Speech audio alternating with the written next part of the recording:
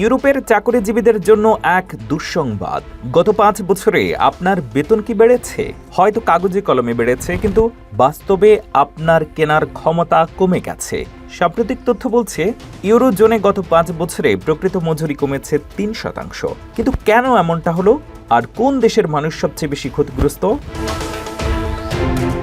ইউরোস্ট্যাটের তথ্য অনুযায়ী 2020 থেকে 2025 সালের মধ্যে ইউরোপীয় ইউনিয়নে গড় স্থূল মজুরি 21.9% বৃদ্ধি পেলেও একই সময়ে জীবনযাত্রার ব্যয় বা মূল্যস্ফীতি বেড়েছে 25.6%।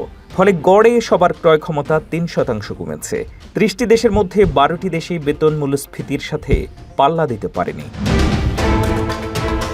এই লড়াইয়ে সবচেয়ে বড় বিজয়ী হিসেবে উঠে এসেছে বুলগেরিয়া।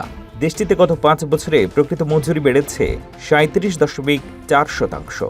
2023 সালে একটি নতুন আইন পাশ হওয়ায় সেখানে ন্যূনতম মজুরি গড় মজুরির অন্তত 50% করা হয়েছে।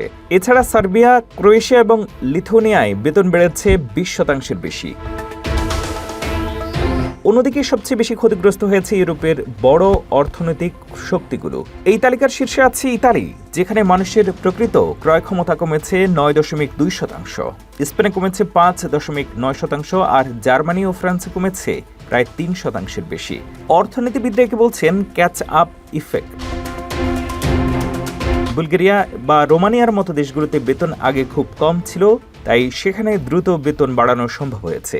কিন্তু জার্মানির মতো সমৃদ্ধ দেশে, যেখানে বেতন আগে থেকেই অনেক বেশি, সেখানে মূল্যস্ফীতির সাথে তাল মিলিয়ে বেতন বাড়ানো অনেক কঠিন হয়ে দাঁড়িয়েছে।